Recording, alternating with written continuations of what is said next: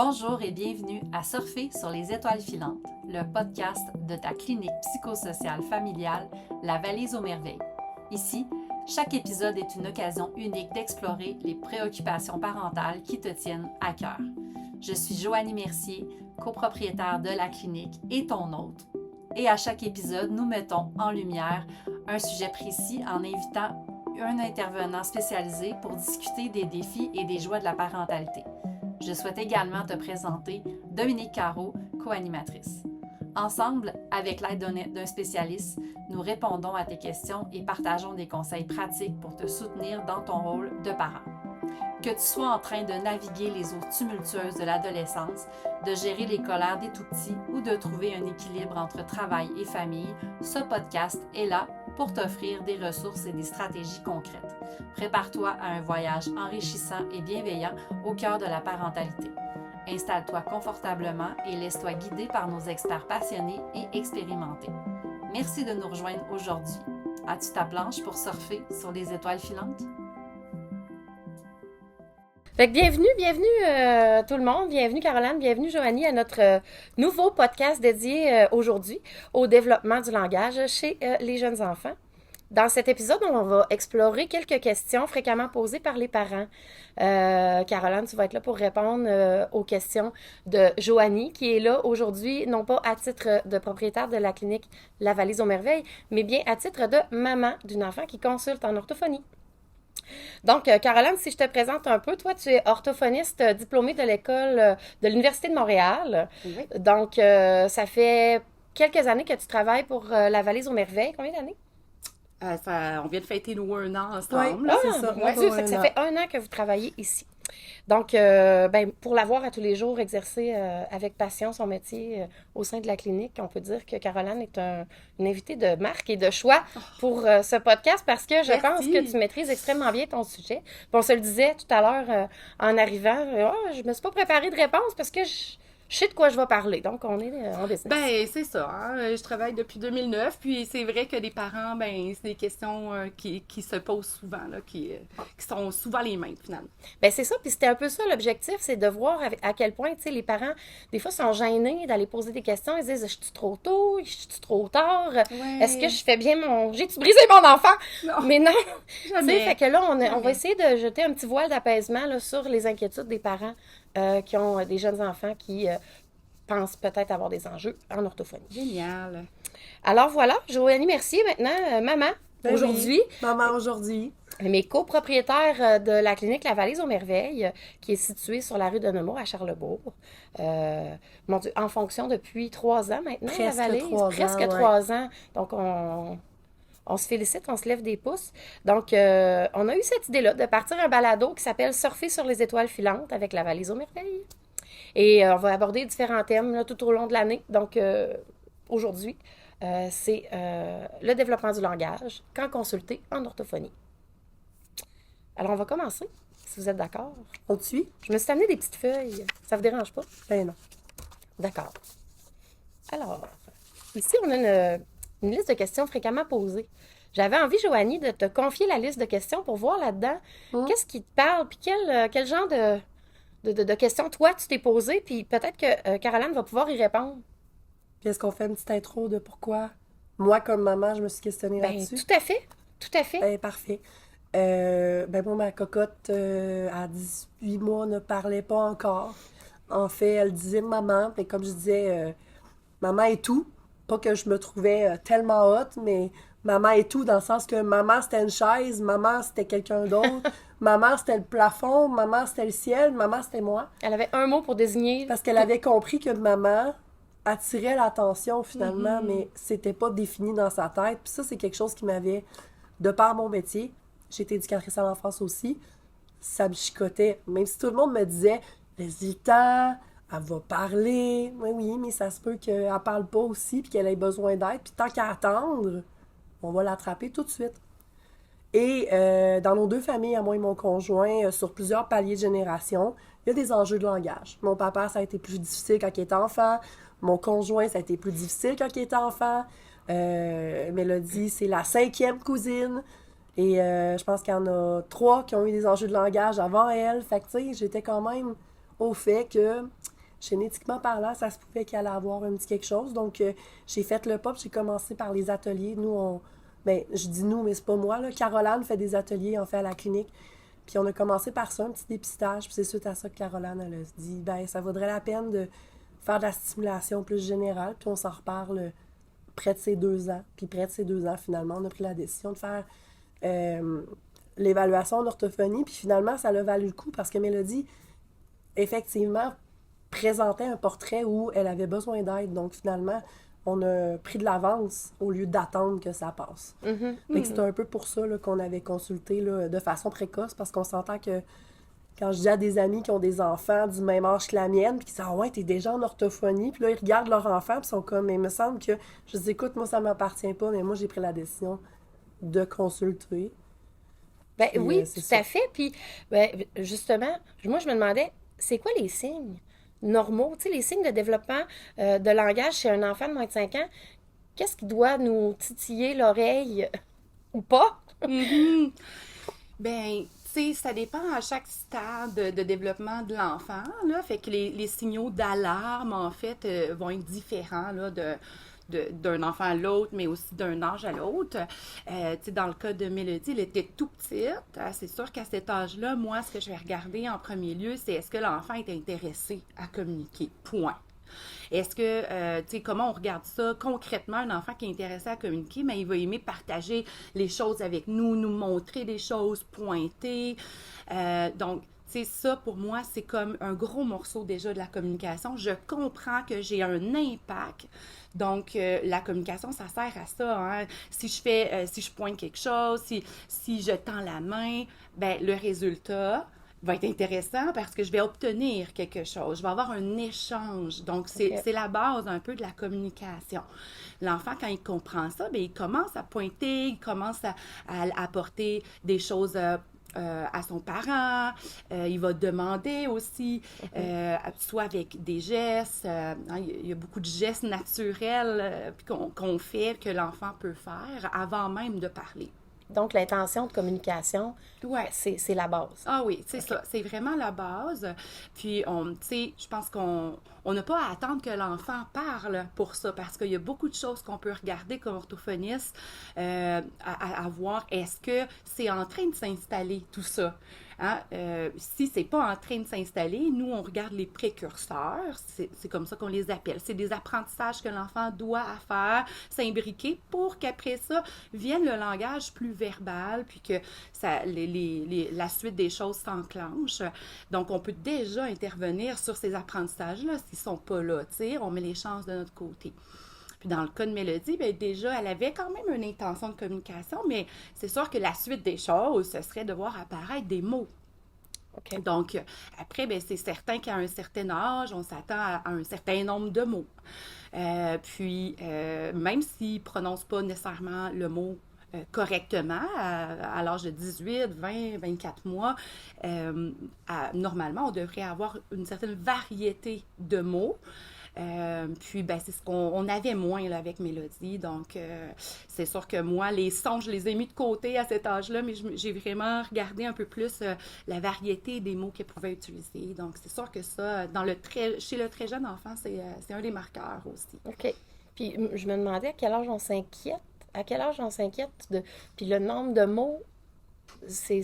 Plus concrètement, ben, c'est sûr que vers 18 mois, on s'attendrait à environ 30 mots. OK. Mais quand on parle de mots, c'est sûr qu'on peut aussi compter là-dedans les sons, les onomatopées qu'on appelle, c'est comme des exclamations, ou des sons d'animaux, par exemple, le brrr de la voiture, ça compterait pour un mot. Ça compterait pour un mot. Ah, Ouais. c'est intéressant. Oh oh, quand l'enfant dit ça, ça compte pour un mot. Boum, ça compte pour un mot. OK. Donc, le fait que, par exemple, un enfant transformerait des sons, puis il dirait « da » à chaque fois qu'il voit le chat, mais que ce serait toujours « da », ben pour moi, c'est un mot. Il a Hein? associé ce son-là à l'animal, puis OK. Oui, exactement. Fait que même si c'est pas le bon mot, c'est un mot. Oui. Par contre, à l'inverse, si l'enfant dit « maman » pour plusieurs choses, ben là, on ne va pas considérer que ce sont toutes des mots, des entrées différentes hein, pour l'enfant. Donc, il faut vraiment le compter une fois pour le chat, par exemple, ou pour maman étant maman. Mais on peut comme considérer quand même que ce sont des mots, même si c'est plus des sons. C'est une étiquette, en fait, hein, sur un concept ou sur un objet ou sur une action. Donc, vers 18 mois, ça tendrait là, à environ une trentaine là, déjà d'étiquettes. C'est bon à retenir en tant que maman. Ben, tu sais, pour faire du pouce un peu ce que tu disais, on avait aussi proche de Noël, on a un chien qui s'appelle Bambou, mais tous les chiens, ils étaient des bambous. Elle avait associé, ben un peu comme Da avec chat, C'est ça. elle avait associé bambou à tous les chiens. Elle voyait un chien, elle faisait Bambou. OK. Ouais. Bambou. On est comme, ouais, Bambou est un chien, mais Bambou est pas le Rottweiler que tu viens de croiser. Notre chien, c'est pas celui-là. Fait que c'est ça. Mais on appelle ça le phénomène de la surgénéralisation. C'est qu'on a appris que maman était une personne ou que Bambou était comme un animal à quatre pattes, poilu. Donc après ça, on va généraliser, mais on va surgénéraliser. Ça fait partie du développement normal chez l'enfant, mais c'est vrai que vers l'approche du 2 ans, on devrait voir ça de moins en moins actuellement. Moi, je me pose une question. Je sais pas, Joanie, si tu as la même interrogation, mais je me demande c'est quoi la différence entre un retard de langage et un trouble du langage. Mhm. Ben, avec les nouvelles recherches, hein, ils ont fait une grosse recherche qui s'appelle Catalyse pour vraiment unifier les terminologies. C'est-à-dire que partout dans le monde, dans la recherche, on va essayer d'utiliser les mêmes termes. Puis maintenant, retard va être remplacé par difficulté. Hein, OK. parce que, bon, ça ne veut pas nécessairement dire qu'il y a un décalage, un retard, mais certainement des difficultés. Sont relevées. Donc, des difficultés peuvent être vraiment temporaires pour plusieurs raisons, alors qu'un trouble développemental du langage, c'est le terme qu'on va utiliser pour maintenant remplacer la dysphasie, le trouble primaire de langage. Donc, ces termes-là ont été changés dans le but d'unifier justement les termes. Donc, maintenant, on parle de trouble développemental du langage. Pour les intervenants qui nous écoutent, on appelle ça aussi un TDL. Oui, C'est ça qu'on voit un peu Oui. dans les rapports. Donc, ceux qui ne le savaient pas, voici ce que c'est. exact. Donc, le trouble développemental du langage, c'est ce qu'on va venir clarifier au fil du temps. Ça va être des difficultés, en fait, qui vont être persistantes dans le temps. Donc, malgré que l'enfant entend bien, malgré que l'enfant est bien stimulé, malgré le fait qu'il y a eu de l'intervention ciblée sur ces difficultés, mais les difficultés, malheureusement, persistent encore. Donc, à ce moment-là, ben, on va venir statuer sur un trouble qui va être vraiment d'origine neurologique et qui va ben, probablement s'inscrire dans le temps, là, venir... les difficultés risquent de se modifier au fil du temps, mais risquent de rester là. Donc, si on résume, là, c'est la définition, en fait, d'un trouble développemental du langage. C'est pas vraiment dans ma liste de questions, mais en t'écoutant parler, je me dis, bon, ça perdure dans le temps. Est-ce que entendre ici que ça peut être assez grave pour affecter le développement, même rendu au niveau de l'âge adulte? Oui. Oui. Mais c'est comme on disait, c'est comme je viens de dire, pardon, les difficultés changent avec le temps. OK. Hein? Un enfant qui va avoir beaucoup plus de difficultés avec ses phrases, avec des sons, par exemple, peut avoir un trouble développemental du langage, alors qu'à la même âge, un autre enfant va avoir plus de difficultés sur raconter ou chercher ses mots, trouver ses mots. Mais les deux peuvent présenter un trouble développemental du langage. Hein? Donc, c'est ça qui est complexe avec le langage, c'est que des profils très différents peuvent quand même les deux être porteurs de ce terme-là, de ce trouble-là. Puis, au fil du temps, il va évoluer différemment aussi. À l'âge adulte, on peut rester avec des difficultés à prononcer des mots qui vont être nouveaux, des mots plus longs. On peut avoir aussi encore une difficulté marquée à chercher ses mots dans certains contextes. Ou quand on va raconter quelque chose qui s'est passé, peut-être que l'adulte va être un peu plus décousu dans son histoire, va avoir un peu plus de difficulté à organiser sa pensée. Donc, c'est des choses plus complexes au niveau langagier qui va rester. Mais oui, assurément, quand on a un trouble, il y a des difficultés langagières et de communication plus larges aussi là, qui vont rester. OK. Bien, merci. Bien, ça, c'est une question. Puis, tu sais, moi, j'ai eu le réflexe de le faire, mais ça reste que c'est quelque chose qu'on m'a vraiment beaucoup parlé. Puis, c'est quand qu'on devrait commencer à s'inquiéter que notre enfant parle pas ou s'il y a des difficultés langagières. C'est quand qu'on fait le pas, finalement, pour aller consulter. On a parlé des précurseurs. Ouais. On a parlé qu'il peut faire des sons à la place de des mots. Mais tu sais, moi, j'ai créé une commotion dans mon entourage d'enfants de l'âge à mélodie. Puis quand je disais, mais moi, je constate dans l'orthophonie, c'est modéré à sévère, j'ai des amis qui ont presque paniqué parce qu'ils ont fait « Wow, j'ai-tu pas vu quelque chose? » Parce qu'ils regardaient leur enfant puis ils regardaient la mienne. Puis ils ne voyaient pas tant de différence. Fait que, tu sais, pour, je vais dire, le commun des mortels, tu sais, ça reste que moi aussi, j'avais déjà un peu d'expérience là-dedans, mais pour quelqu'un qui connaît vraiment pas ça, c'est quand qu'on fait le pas? Puis, c'est finalement, est-ce qu'on peut venir trop tôt? Mm-hmm. C'est vraiment une bonne question. Je pense que le parent doit se faire confiance. Souvent, le parent se pose des questions, va poser peut-être des questions à l'infirmière, au médecin ou à son entourage. Puis, je pense que c'est là le signe. C'est quand je commence à me poser des questions, puis que je suis pas certaine de si c'est un développement qui est typique, bien, c'est très rare que j'ai des parents qui se trompent. Honnêtement, là, tu sais, le logo de la valise, c'est que tu es un bon parent, bien, dès que tu te poses une question, puis tu te dis, coudonc, c'est-tu dans le développement typique ou je m'en écarte? Bien, je pense que c'est toujours une bonne idée d'aller voir un professionnel pour au moins poser des questions. À la valise, on offre les ateliers. Je pense vraiment que c'est un bon premier pas. On ne fait pas une évaluation complète. On va faire plutôt, on va donner des stratégies. Hein, pour le très jeune, justement, qui n'a pas encore ses premiers mots. Puis déjà, on peut voir ensemble, moi, avec le parent, bien, est-ce qu'il y a pas mal ce qu'on s'attendrait? Donc là, je pense que ça répond à beaucoup de questions. Mais comme je disais avant même qu'un enfant parle, on peut déjà voir s'il suit une trajectoire qui est positive pour que le langage se mette en place. Donc, tu sais, l'intérêt envers l'autre, l'intérêt à communiquer, à vouloir montrer des choses, à se poser des questions, même juste gestuellement. Hein? Tu sais, quand l'enfant nous fait ça, on comprend très bien qu'il se questionne, là, tu sais.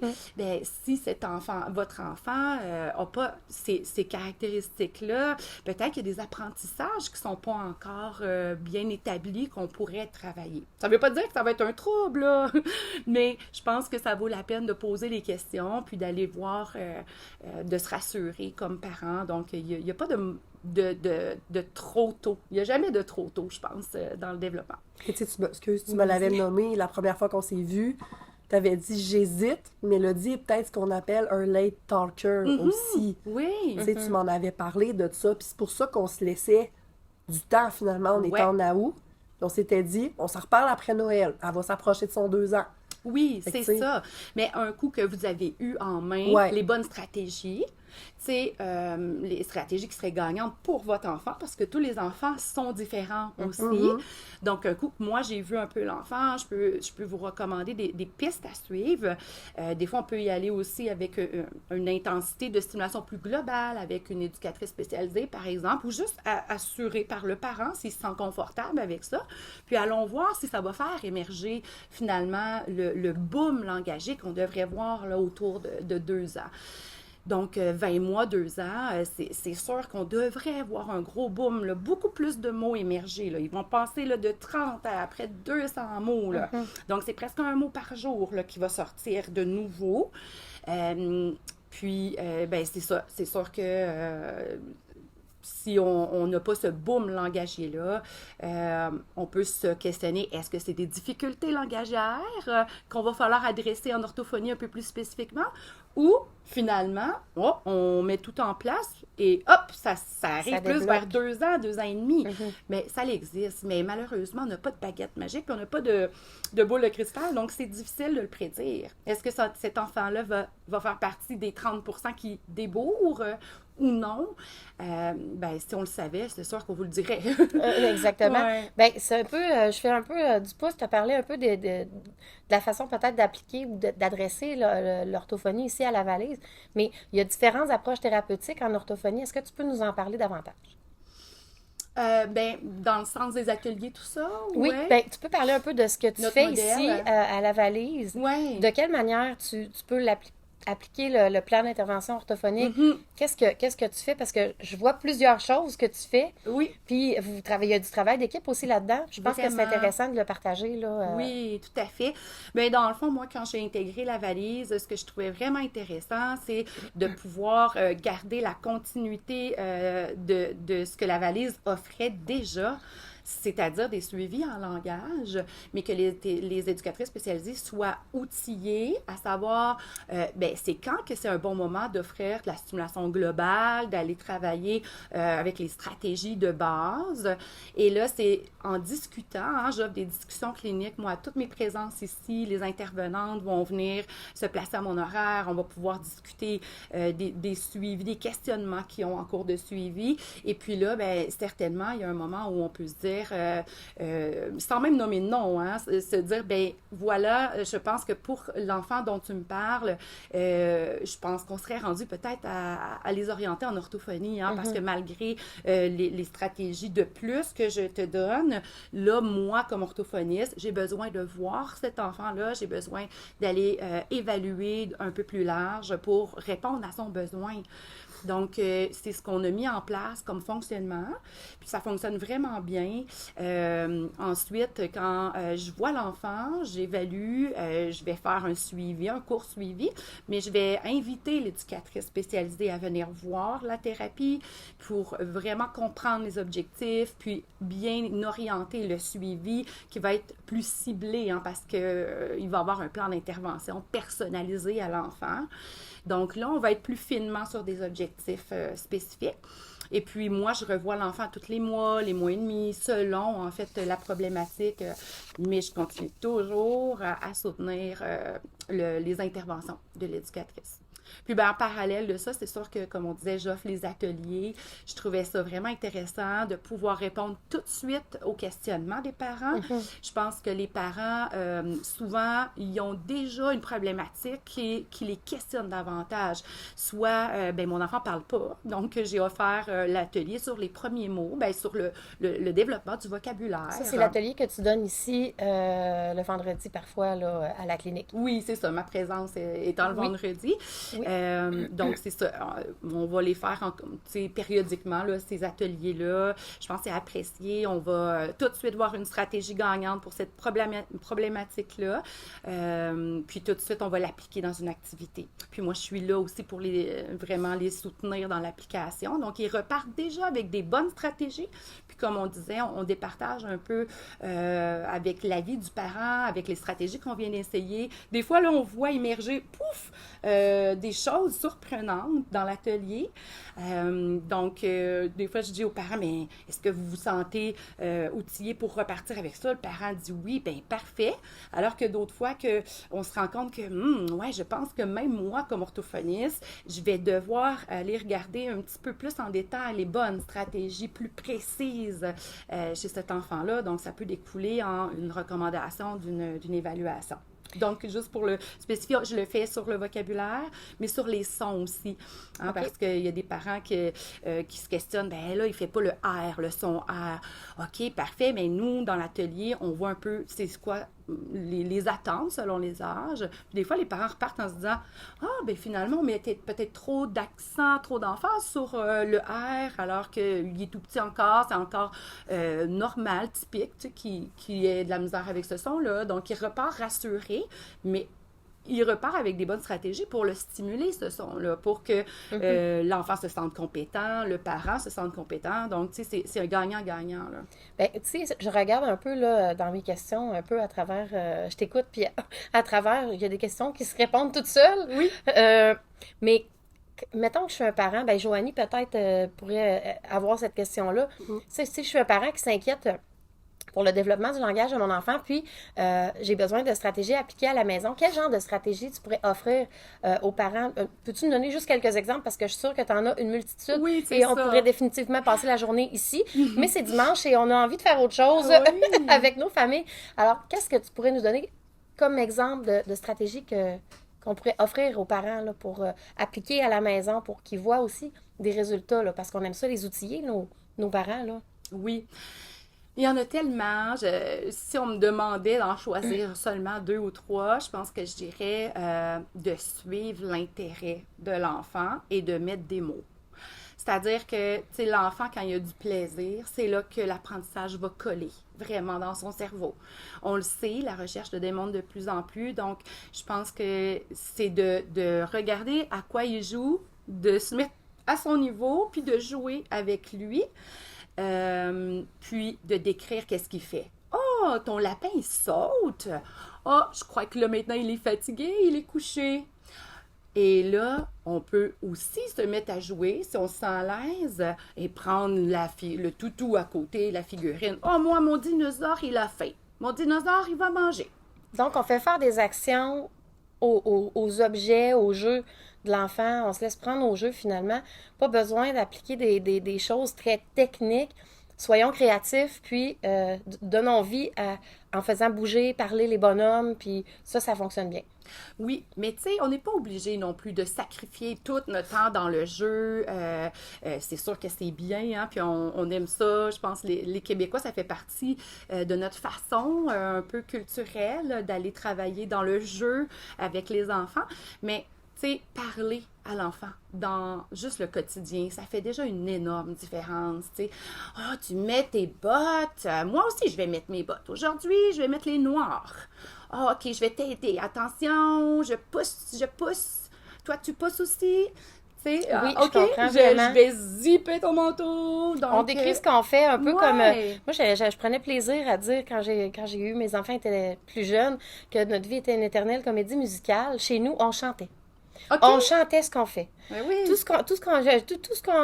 Toutes les actions qu'on faisait dans la maison, en dehors de la maison, étaient chantées sur un air qu'on trouvait sur le bord. Puis ça fonctionnait vraiment bien. Chez mes enfants, le langage s'est développé vraiment, vraiment rapidement. Je me plais à dire que peut-être que ça l'a aidé. Le fait qu'on anime comme ça nos enfants. Tout à fait. Mais les chansons, c'est tout le temps une bonne porte d'entrée. Les chansons, les livres, de passer par qu'est-ce que l'enfant trouve amusant. Tu sais, avoir un petit rythme là, dans la voix, là, c'est sûr que ça fait une différence. Tu sais, parce que là, l'enfant comprend qu'il y a une attention ici qui est portée plus particulièrement, puis c'est amusant, donc c'est les chansons, aussi les vraies chansons, oui, pas pour dire que t'as pas de talent, mais les vraies chansons sont souvent répétitives aussi, il y a souvent des gestes en tête, bon, fait que ça l'aide vraiment aussi beaucoup au développement du langage, donc oui, juste, j'aime bien ça, les chansons, comme tu dis, moi j'avais tendance à dire être un commentateur sportif, tu sais, bon, il passe la rondelle, et l'autre va dans le coin, mais dans le fond, c'est vrai que c'est pas mal plus amusant de passer par la chanson si on se sent à l'aise. Ton ou commentateur sportif, ce que j'entends puis ce que je comprends, c'est que la tonalité aussi vient jouer un rôle en orthophonie. Puis je me rappelle un jour d'avoir été dans une classe de maternelle où il y avait un suppléant et les enfants étaient captivés par ce suppléant-là qui... de temps en temps, prenait une grosse voix de pirate, mais de temps en temps, prenait une petite voix de souris. Et les enfants étaient complètement hypnotisés et ils faisaient tout ce que l'enseignant disait à la seconde où c'était nommé. C'était extraordinaire de voir ça, honnêtement. Oui, je pense que les éducatrices aussi, tu sais, en milieu de garde, c'est vraiment une bonne façon de faire varier la voix.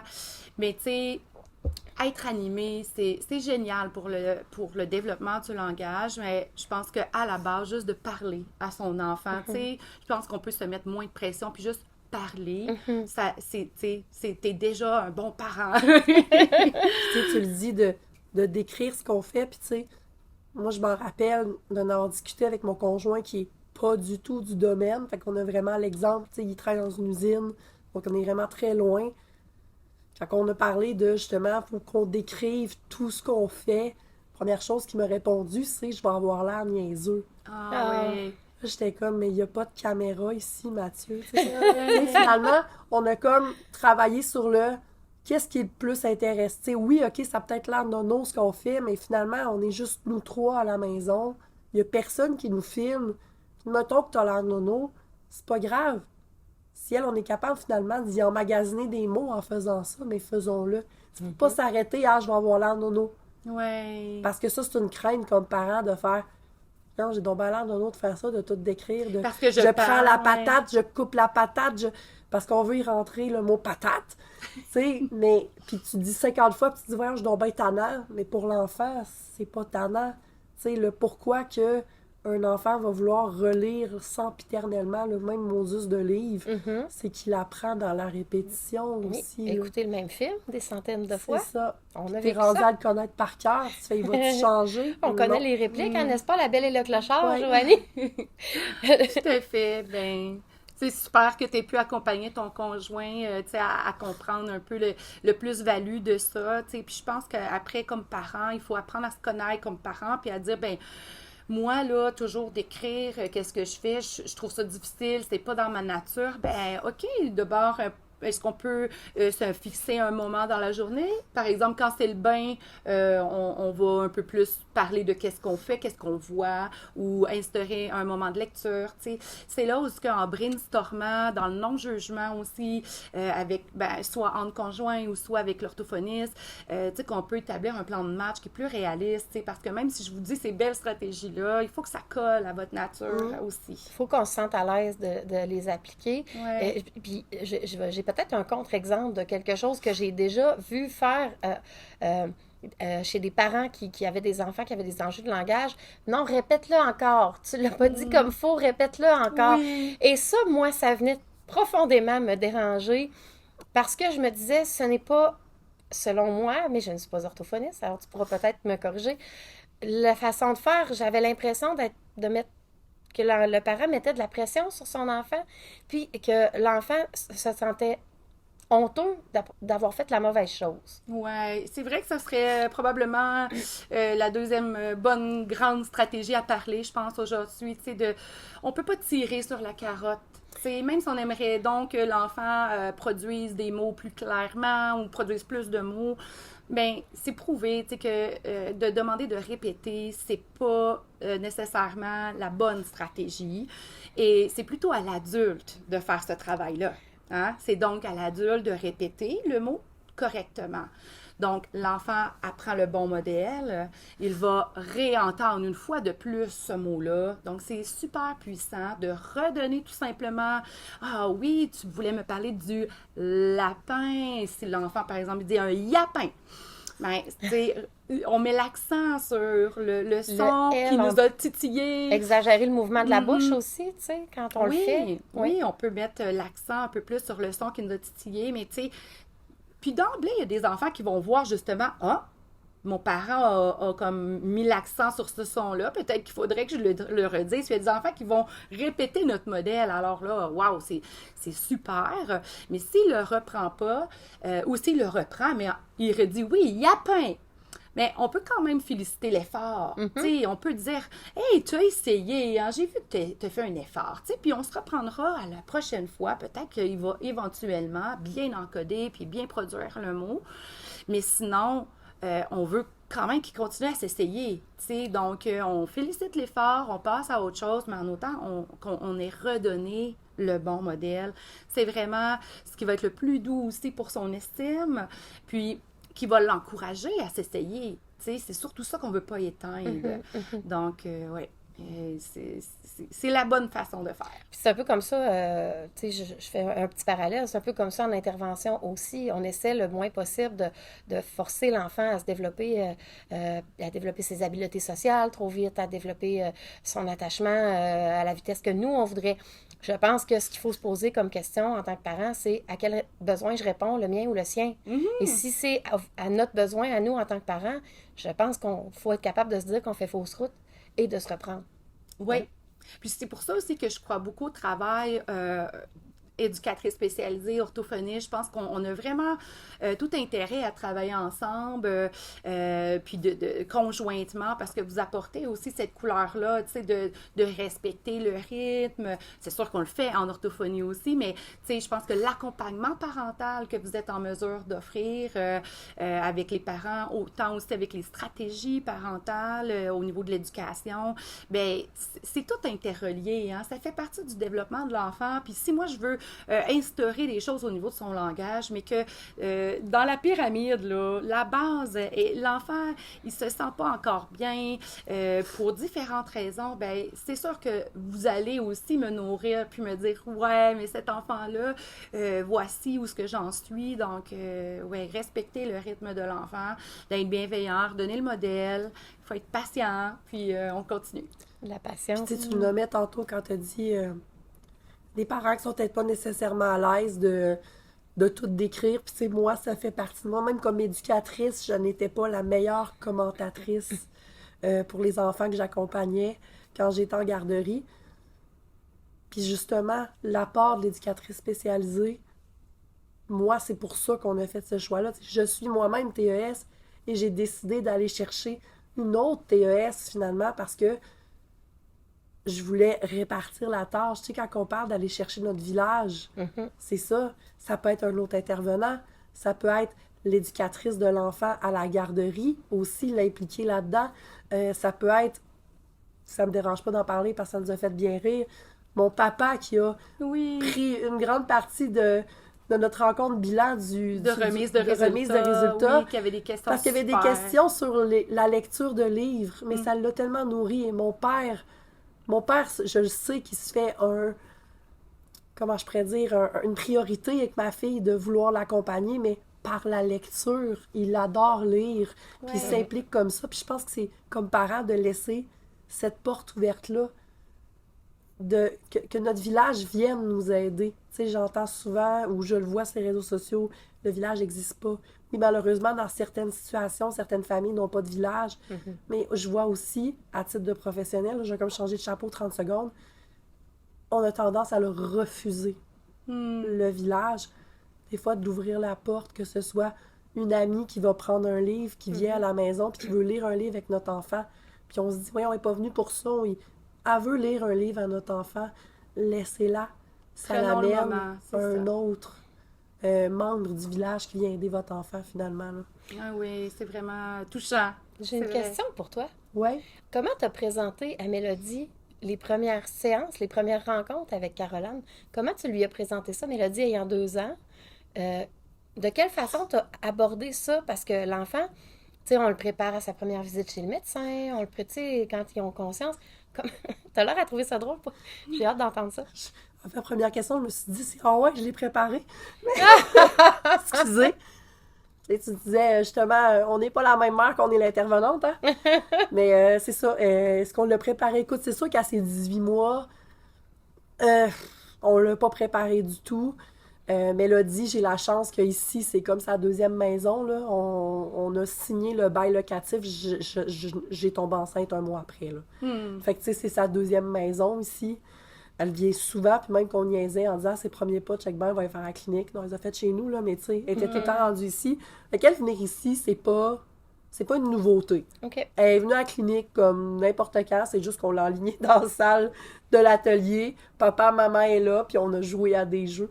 Mais tu sais, moi, c'est par cette façon-là. Je ne vais pas dans la préparation, mais on s'en va jouer à la clinique. Okay. On s'en va voir Caroline, on s'en va jouer à la clinique. Pour un autre parent, ça pourrait ressembler à quoi? Un parent qui ne travaille pas à la Vallée aux Merveilles, puis qui doit préparer son enfant de 2-3 ans à des rencontres avec toi. Comment il peut s'y prendre pour le préparer tranquillement sans que ça soit quelque chose d'invasif? dans sa vie? Je sais pas si je peux le dire comme ça. Ben, tu sais, je pense que c'est vraiment la meilleure façon de le faire, c'est de pas mettre de pression puis de lui dire qu'on va aller jouer parce que les orthophonistes, on a un merveilleux rôle, on passe par le jeu. Donc, tu sais, peut-être pas chez le plus vieux, on peut l'apporter différemment parce qu'on va vouloir aussi une implication de l'enfant, de l'élève qui grandit. Mais, tu sais, chez le tout petit, je pense que c'est pas bénéfique qu'ils se sentent en constante évaluation ou en performance. Puis, tu sais, donc, puis j'ai des enfants aussi qui ont eu des suivis médicaux assez serrés. Moi, je travaille aussi au public. Donc, il y a des enfants qui rentrent au centre de réadaptation, là, puis c'est déjà super négatif. Donc, on donne pas de piqûres, on fait rien de ce genre-là. Donc, je pense que juste le rassurer l'enfant pour dire, on va aller jouer. On va aller jouer avec Caroline, on va avoir du plaisir. Puis après, c'est mon rôle, OK, on aime moins ce jeu-là, on passe à un autre, puis d'aller trouver tout le temps le plaisir là, dans la thérapie, donc pour vous donner raison. Mais tu viens chercher l'enfant, je veux dire, moi, je le vis, là, je viens avec ma fille pour te voir, puis tu viens, puis c'est tout de suite la première chose que tu dis. Mélodie, viens jouer avec moi. Déjà là, ça passe beaucoup par le jeu, puis ça, c'est une chose qu'on a d'ancrer dans notre ADN, là, ce jeu-là. Nous, comme propriétaires, des fois, on va sortir, moi puis mon associé, puis il y a un enfant qui quitte, puis finalement, on marche en arrière de lui, puis c'est arrivé à l'autre Joanie. Elle a entendu l'enfant dire « Maman, j'aime tellement ça, venir jouer à la valise. C'est ce qu'on veut, puis je pense que c'est la meilleure façon d'amener un enfant. Puis tu sais, même un plus vieux, je veux dire, moi, il y a des parents qui vont venir me voir, puis tu sais, moi, c'est pas pour de l'orthophonie, mais tu sais, c'est pour d'autres sujets, puis ils me disent « Comment je fais pour l'amener ici maintenant? » Tu sais, là, je suis venue te voir, on a parlé, t'as dit « C'est beau, on va travailler ensemble. » Je l'amène comment, mon grand, tu sais? Ben, dis qu'il va venir parler à quelqu'un de confiance, tu sais. On y va pas dans les mots qui font peur. Tu sais, on va pas dire, on va venir travailler sur ton TDAH. On va consulter. On va consulter. Non, je t'ai trouvé une personne avec qui tu vas pouvoir venir jaser, discuter, trouver des solutions ensemble. Je pense que de se mettre vraiment sur le même niveau que de l'enfant, peu importe son âge, que ce soit Mélodie, 2 ans, qui ne vit que pour jouer, ou un grand que ça a le plus besoin de se confier. Mais tu sais, c'est de lui dire l'apport positif, en fait, qu'il va avoir au lieu qu'elle va t'évaluer, tu sais. Oui. Elle a dit, elle a rien évalué à son évaluation. Elle a joué. Elle a joué, elle.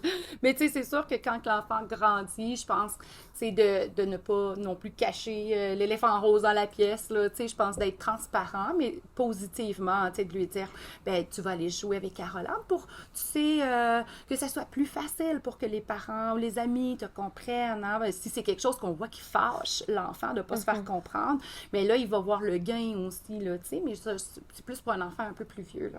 Effectivement, puis pour le vivre, des fois, les enfants qui ont de la difficulté à s'exprimer, leurs parents vont venir consulter une éducatrice spécialisée ou une psychoéducatrice en disant « Mon enfant a des problèmes de colère, mon enfant a des problèmes de comportement. » Et finalement, on se rend compte que le langage n'étant pas acquis, l'enfant s'exprime avec son corps. Donc, c'est comme ça un peu qu'on va diriger, quand on voit que c'est au niveau langagier, c'est comme ça souvent qu'on va diriger le parent vers une Caroline, entre autres. Oui, tout à fait. C'est tellement interrelié, notre travail. Oui, tout à fait. J'aimerais ça qu'on tombe un peu plus dans le technique, même si on se dit qu'on est dans le jeu. C'est quoi les attentes qu'on peut avoir au niveau des résultats suite à une consultation en orthophonie, tu sais, dépendamment du degré d'atteinte au niveau du TDL, j'imagine, là. Ouais. Mais peux-tu nous donner un exemple d'objectifs qu'on pourrait poursuivre avec notre enfant dans une consultation? L'évolution, plus qu'est-ce qu'on peut s'attendre au niveau de l'évolution, ben est-ce que c'est ça vraiment qu'on veut répondre, là? Oui, tout à fait. Ben, tu sais, ça, j'en parle souvent avec le parent. Tu sais, le langage, c'est quelque chose qui s'inscrit dans une trajectoire de long terme, hein.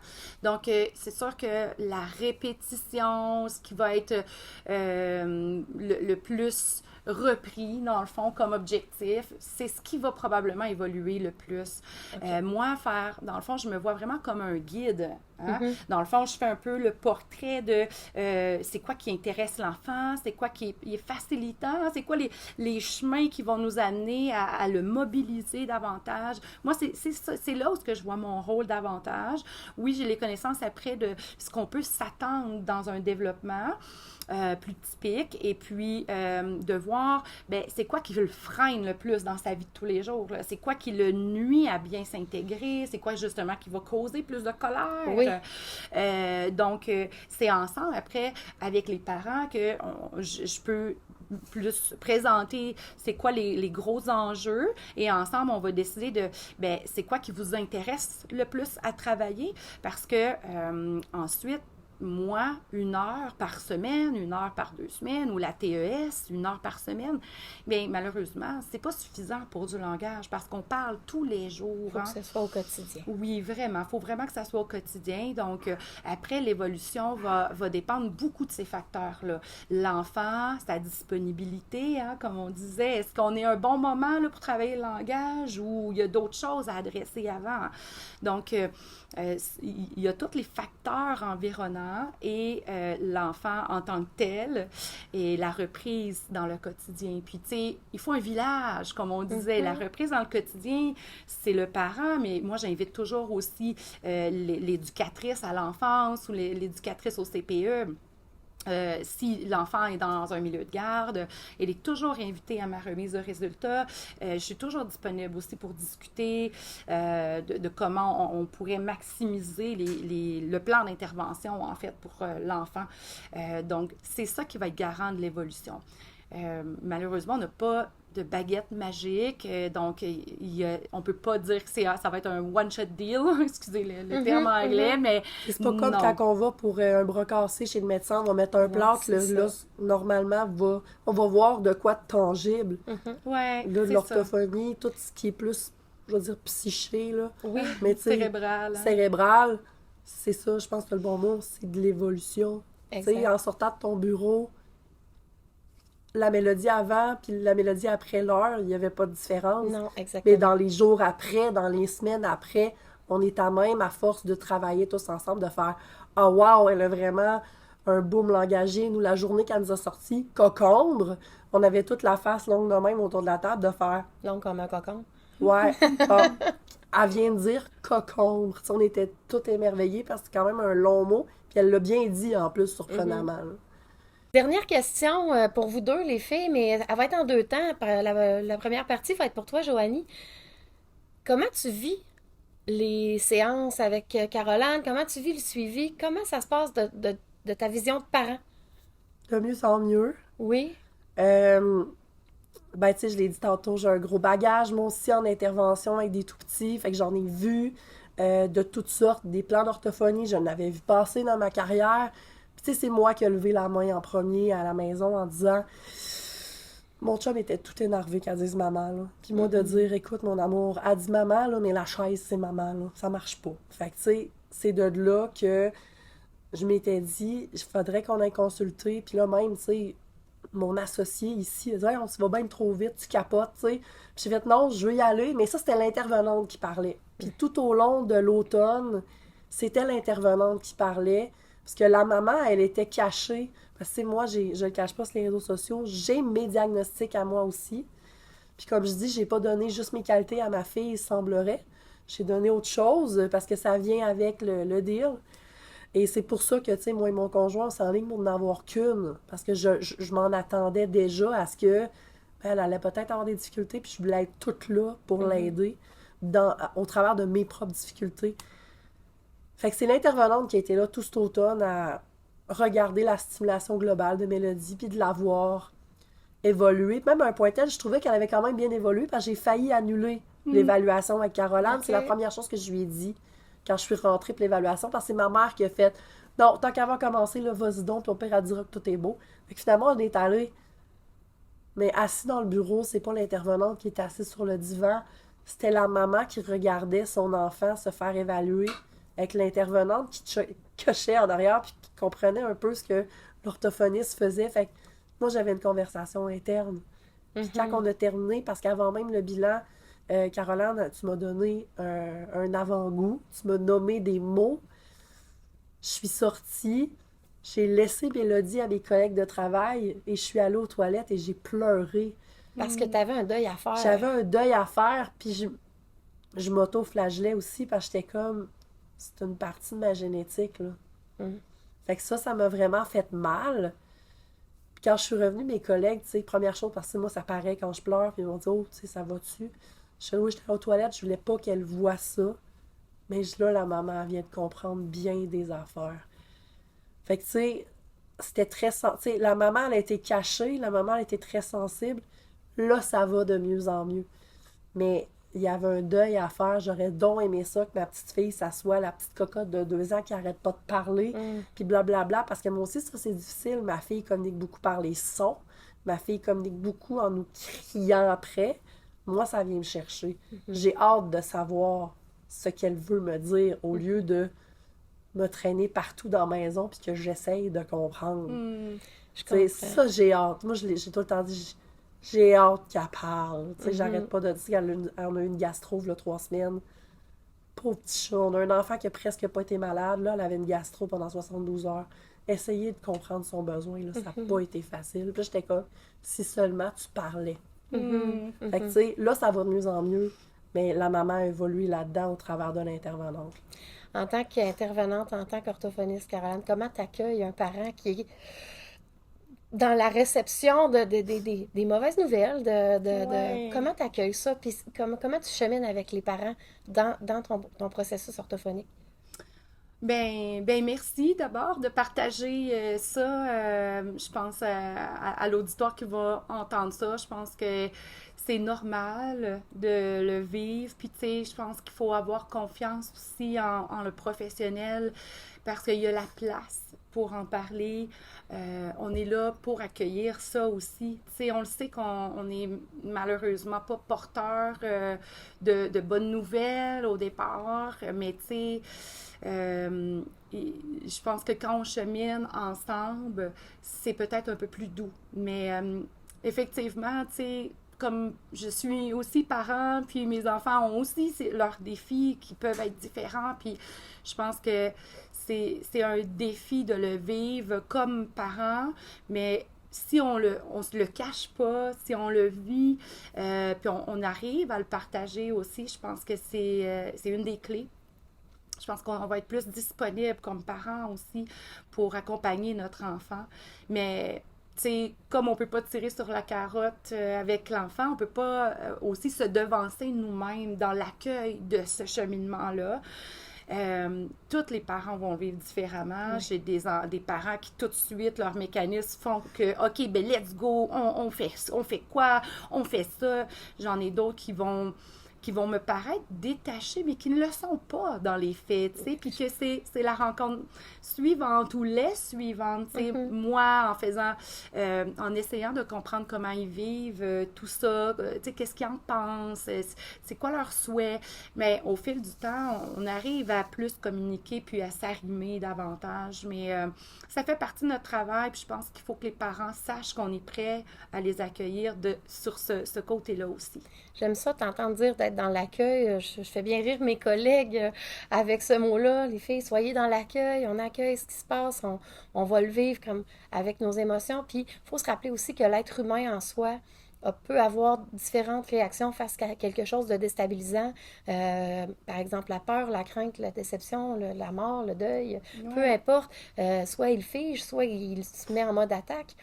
Ou soit ils se sauvent. Ouais. Donc, tu l'as nommé, là, on a des parents qui ont l'air détachés, c'est un peu ils se sauvent, puis t'en as qui sont en mode attaque. OK, go, qu'est-ce qu'on fait? Let's go! Là, moi, je me rappelle, j'ai nommé à mes parents, je pense que c'est un peu pour ça que mon père veut s'impliquer, parce qu'il, pas que ça coule de lui, mais ça coule en partie de lui, versus que lui aussi, enfant, avait eu des problèmes langagiers. À l'époque, là, il avait dit... je me rappelle tellement plus, en tout cas. Il y avait un terme spécifique qui était quand même rude. Là, au pire, je questionnerai, je le marquerai dans la description du podcast. Dans les années 60, c'était quoi le mot qu'il avait eu comme diagnostic? Oui, c'est intéressant. Puis il le porte encore, tu sais, c'est un fardeau. C'est un fardeau, tu sais, surtout quand moi j'ai eu mes diagnostics à l'âge adulte, d'y arriver puis de dire « Papa, j'ai un TDAH ». Oh! il a eu mal, là, Oui. puis il porte mal ça, j'y ai transmis ça. Tu sais, quand j'ai nommé mes mélodies, ça s'enligne vers un trouble du langage modéré à sévère. Il est venu blanc. Mhm. Il est venu blanc, mon papa, parce que... Puis lui, ça a été le moteur, mais au début, ils ont fait « Ben non, t'es-tu sûr, là? » J'ai dit « Écoute, Lui, il était dans le j'ai déni. dit, c'est l'orthophoniste que j'engage moi-même. Oui, je suis sûre. » Tu sais, je veux dire, il y a une partie de moi aussi qui est... Je veux dire, c'est ma clinique, là. Je veux dire, Caroline, on t'a choisi pour tes compétences. Je le sais que tu l'es, là. Fait que, tu sais, quand j'ai dit à mes parents... Non, écoute, c'est ma propre orthophoniste qui me l'a dit. J'aurais tendance à dire que je la crois. Elle sait ce qu'elle Ça fait mal, mais c'est les mots qu'elle a dit. Ouais. Mais c'est ça. Mais tu sais, on a eu le déni. Moi, il y a eu la tristesse. Mon conjoint, lui, c'était l'attaque. Lui, c'était OK, On se met en go! mode... Tu Oui, sais, on tout a à tous fait. eu des modes différents. Exact. Chaque être humain est différent. Puis Ouais. je pense que c'est ce qu'il faut retenir. Mais chaque être humain est un bel être humain en soi, de toute manière. Donc, je pense qu'il faut se permettre d'accueillir. Si on fait un peu un résumé, on est dans l'accueil. On respecte le développement de l'enfant. On respecte son rythme. Puis on accepte la situation en évoluant avec Ah les outils ouais. qui nous sont offerts. On reconnaît ses bons côtés. Mais Oui, complètement. c'est ça. Tu sais, les parents font déjà tellement plein de belles choses. Oui. Puis ça, tu sais, je m'en fais vraiment une mission de toujours faire ressortir. Hey, c'est bon d'avoir fait ça. Puis, s'il faut, là, des fois, je vais prendre la moitié de la séance pour répondre aux questions du parent. Parce que c'est ça, un peu, hein, le processus d'acceptation.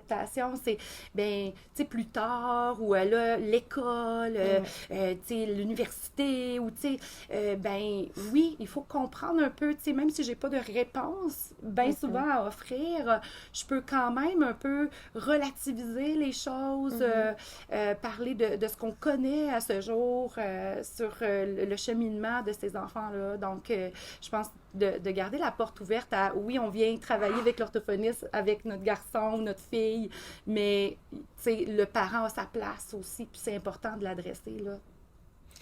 Joanie, Caroline, vous avez été, ma foi, tellement généreuse de ton vécu de maman, de ton vécu d'intervenante, et c'est une rencontre qui a été extrêmement riche. Je vous remercie au nom de toutes les personnes qui vous ont écouté et que ça va avoir guidé cette rencontre-là.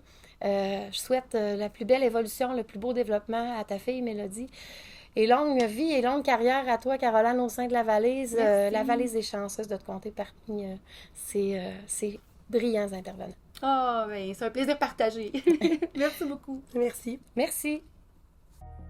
À chaque épisode, nous te proposons quelques jeux en rapport avec le thème de l'épisode.